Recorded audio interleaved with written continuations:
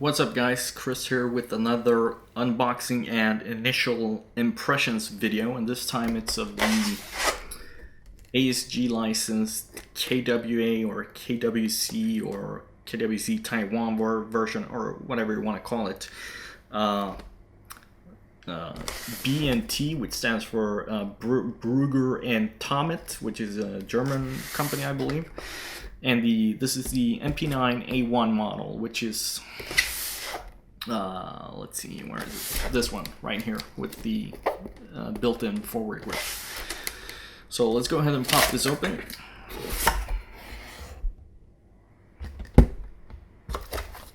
Again, you get your ASG manual. Pretty basic. The main thing that I don't like about these is that there's no exploded diagram included. You have to go to KWA's website to get that. Next we have your standard KSC/KWA hop-up adjustment tool. Bag of sample BBs. I'm guessing that's probably enough for 2 or 3 magazines. You get your 48 round magazine, open front style. This is pretty solid. It's a metal cast outer. Got your fill valve down here, release valve up here, feed lips. Now I do believe, yeah, the feed lips are metal on this, which is both a plus and a minus. The thing is, let's see if I can. Yeah, it doesn't look like you can do that in this model. Normally, you would want to fill BBs from the bottom,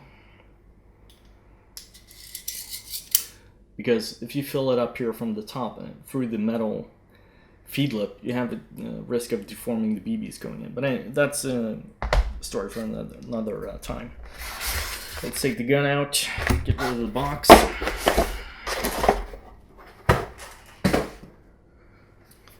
So this is what it looks like, and we have a foldable stock.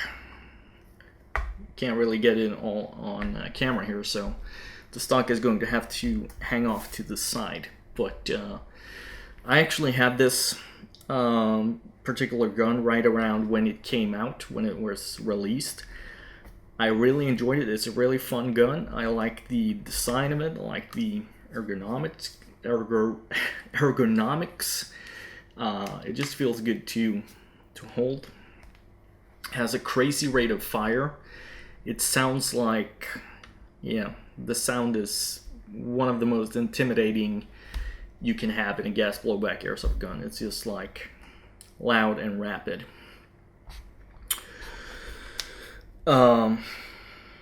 Let's see, what was I talking about? Yeah, let's cover the two main questions. Where did you buy it? How much?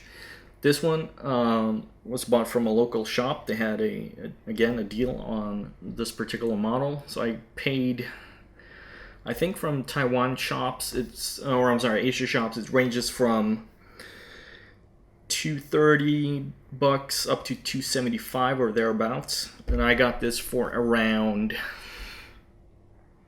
I think just around $200 flat with this deal, 30% off. So that was, like I said, I had this before.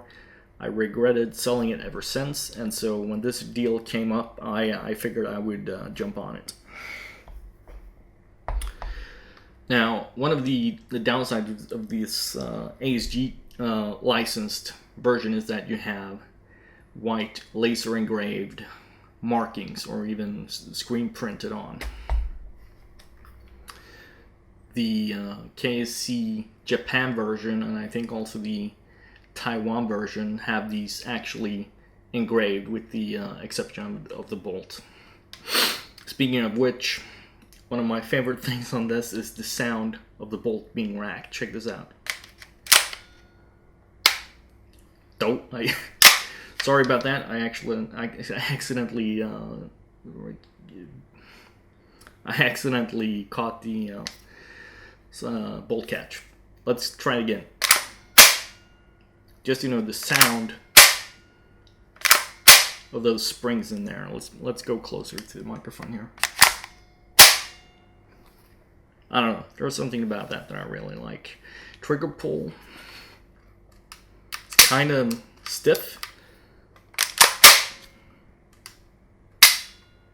You can also hear the click in there. So this is pretty much a all polymer design. It's two parts. You got your lower with the built-in foregrip. You got your upper with a built-in, or should I say, a molded-in rail. You got basic posts. Oh, let's see. I'll have to fold the stock down. Get your basic peephole iron sights. So I think back, yeah, I think they're metal actually. But as you can see, with the stock folded, it's extremely compact. Although you would have to have the magazine in, but still, this is walking around with this 48 rounds, pretty badass. I actually really like it, shouldering it with the stock extended. The stock has a little bit of wobble to it in all directions, but it's acceptable. Once you put it up to your shoulder, put a little bit of pressure on it, it's pretty solid, you know.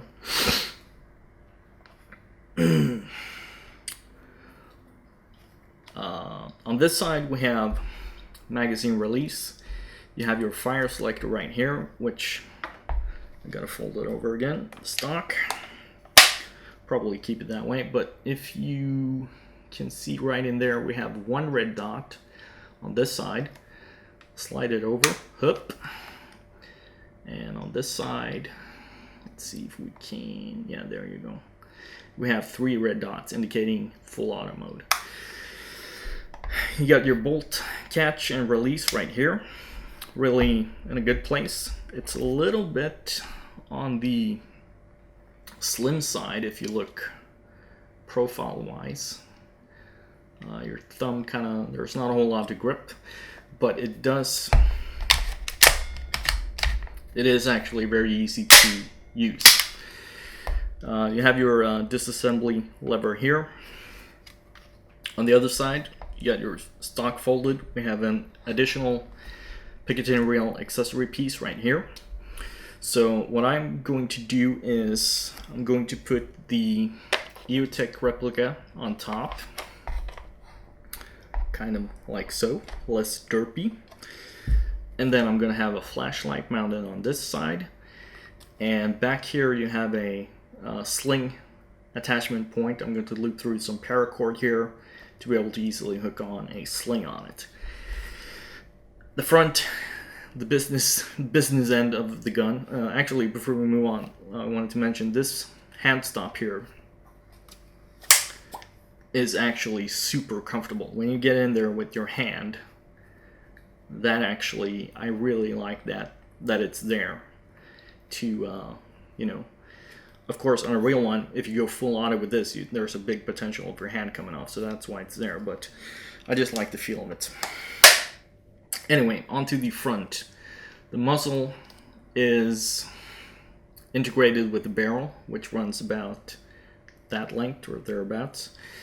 And you can see it has these lugs on here, and that's for attaching, direct attachment of a silencer specifically for this gun, or a suppressor I should say. And there's a locking notch in here, and you can see on mine a little bit of metal, or I'm sorry, the paint has been shaved off, and that's because I do have a suppressor for this, but it was very tight fit, so I had to force it on, and god damn it, why did I do that? And wiggle it around to get it to work. So yeah, if you're looking for a compact, badass, full auto capable SMG gas blowback gun, I would not hesitate to recommend this. This is definitely up there in the fun factor. I guess there are a couple of models that can rival this. One is the KWC Micro Uzi, which is CO2 only. I've heard only good things about that. I'm not a big fan of the Uzi design myself. The next one is the KSC Mac 11. Also a really cool gun. I think that's even a little bit smaller than this. My friend had one of the KC Mac 11s, and he had a lot of small issues on it when he ran it on top gas. I think his was a Japan version, which is why that happened. But when he ran his on green gas, the gas rubber in the magazines went flying off, and he never found them again. So, but and then let's see, there's the MP9A1 as well, which is the well, I think there are a couple of different manufacturers. You have the derpy version from WE, you have the original one from KSC, you have KWA, and then Tokyo Marui. So, but anyway, if you like this design, if you like the MP9 at all, highly recommend it. I think I don't understand why the price is $270 for it. I think that's, well, relatively high. I mean, all things considered, I guess it's not that bad for what you're getting, but around the 200 to 225 mark would probably be more reasonable. Take a quick look at the grip. It's pretty fat grip to accommodate the rather big magazine. I was thinking about maybe rounding this off by melting the plastic, but you can see the walls down here are pretty damn thin, so that's probably not going to work out. But yeah. Oh yeah, one more thing while we're talking about this area. The magazine well is really tight. I mean, it's just about so that you can get the magazine in there. I wish it was kind of flared up at the bottom to make it a little bit easier to get a magazine in there, but not a big deal. So I'm going to be enjoying this badass. Right, actually one of the important things here, the main reason why I sold the one that I had was that because within 4 or 5 magazines it started acting really strange. It gave me, 1, 2, 3 shots full power, full blowback, then it wouldn't cycle. And so at that time I couldn't be bothered. I was having what's it called, a little bit of a downer period in terms of airsoft, so I just sold it off and didn't want to be bothered. The guy that bought it from me then told me that it was I believe it was a cracked nozzle, or if the recoil springs had snapped, both of which are common to this particular model. So that's one of the first things I'm going to do is get the upgraded springs and a upgraded nozzle to make sure that doesn't happen. So yeah, that's the KWA MP9. I like it. So, yep, I'll be posting an updated video once I've put everything on, and once I've actually fired it, I'll get back to you with a report on that. But since I've already had one, I can tell you that it's absolutely a joy to shoot. So that's it for this video, and I'll see you guys next time.